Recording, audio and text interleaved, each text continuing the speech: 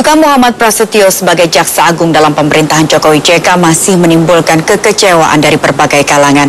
Dengan berlatar belakang politisi partai, Jaksa Agung dipandang tak akan bisa bebas kepentingan. Kebijakan Jokowi ini dipandang sebagai bentuk transaksi antara Jokowi dengan partai pendukungnya di koalisi. Sejak resmi dilantik kemarin, gelombang kekecewaan atas pilihan Jaksa Agung baru pemerintahan Jokowi JK masih saja mengemuka. Dengan jangka waktu seleksi yang relatif lama, pilihan Joko Widodo justru jatuh ke kalangan politisi. Meski pernah berkarir di dunia kejaksaan mulai dari tahun 76 dan pernah menjabat sebagai Jaksa Agung Muda Pidana Umum periode 2005-2006, Prasetyo dinilai tak memiliki prestasi yang menonjol.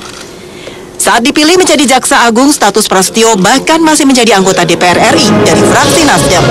Latar belakang partai ini dikhawatirkan akan menimbulkan intervensi politik dalam kebijakan hukum kejaksaan.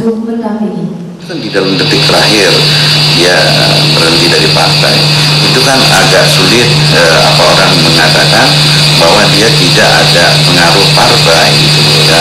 Jadi ini yang dikhawatirkan gitu loh ya. Nanti masa depan penegakan hukum itu bisa dipengaruhi oleh partai.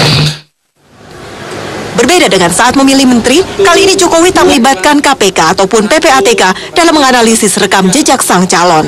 Namun Prasetyo mengalahkan sejumlah nama yang sebelumnya juga masuk sebagai kandidat kuat dari kalangan non-partai. Di antaranya Ketua PPATK Muhammad Yusuf serta mantan Ketua PPATK Yunus Hussein. Kebijakan Jokowi ini dinilai bertentangan sikap Jokowi yang menyatakan koalisi partai pendukungnya dibentuk dengan kerjasama tanpa syarat.